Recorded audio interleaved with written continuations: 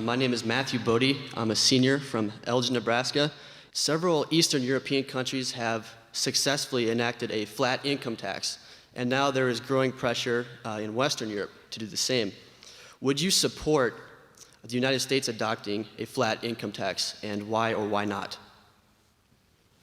Well, I wouldn't support it. You'd be amazed how flat it is already.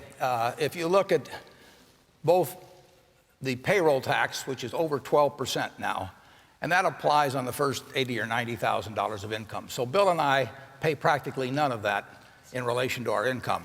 The people that work for us, it's a big, big tax. So if you take the tax that my assistant or anybody in our office pays, they've got 12% on that first $80,000 or $90,000, and then they have the income tax.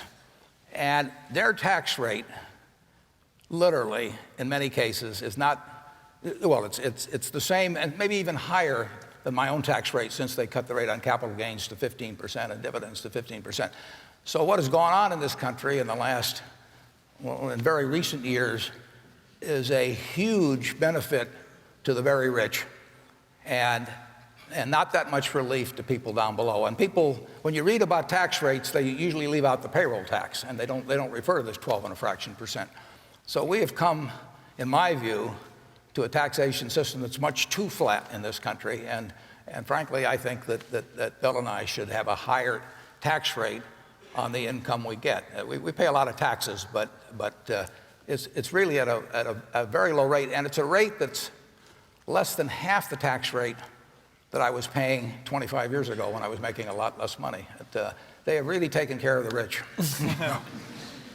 Yeah, I go along with that wholeheartedly. I think we probably need a more progressive system as we look to balance the budget, that at some point I think people recognize that needs to be done. Probably one of the ways that'll be done is that the rich should bear a somewhat higher proportion of the burden than they do today.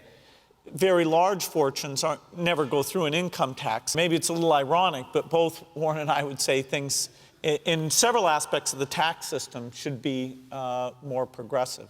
I could spend the rest of my life, and I could have done this 20 years ago, and actually pay no federal income tax, because I could have taken my Berkshire Hathaway stock, borrowed some money against it every year to live on, and when I died, then the estate would pay off the debt on it. But I could have gone through my life, a good bit of my life, without paying any income tax whatsoever. And I frankly think it's very unfair.